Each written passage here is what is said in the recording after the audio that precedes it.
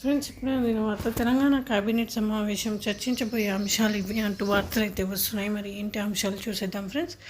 వివరాల్లోకి వెళ్ళే ముందు దయచేసి లైక్ చేసి షేర్ చేసి సబ్స్క్రైబ్ అయితే చేసి మరిన్ని లేటెస్ట్ అప్డేట్స్ కోసం బెల్ ఐకాన్ అయితే క్లిక్ చేయండి ఫ్రెండ్స్. తెలంగాణ కేబినెట్ సమావేశం ఈరోజు జరగనున్నది. ముఖ్యమంత్రి రేవంత్ రెడ్డి సారథ్యంలో రాష్ట్ర మంత్రివర్గం సమావేశం కానుంది.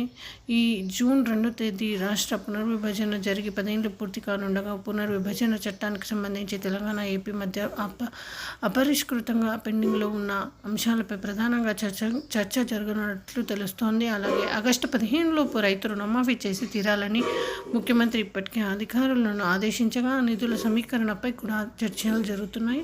రాష్ట్ర ఆదాయం పెంచుకునే దిశగా ఇక రాష్ట్రంలో ధాన్యం కొనుగోళ్ల పురోగతిని సమీక్షించి వచ్చే ఖరీఫ్ పంటల ప్రణాళిక గురించి చర్చించుతున్నారు.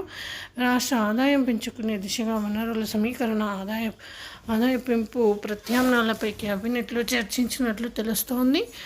కుంగిపోయిన మేడిగడ్డ, అన్నారం బ్యారేజ్ల రిపేర్లను సంబంధించి నేషనల్ డ్యామ్ సేఫ్టీ అథారిటీ ఇటీవలే మధ్యంతర నివేదికను సమర్పించగా నివేదికలోని సిఫారసులు తదుపరి చేపట్టాల్సిన కార్యాచరణపై ఈ సమావేశంలో చర్చించాలని రేవంత్ నిర్ణయించారని సమాచారం.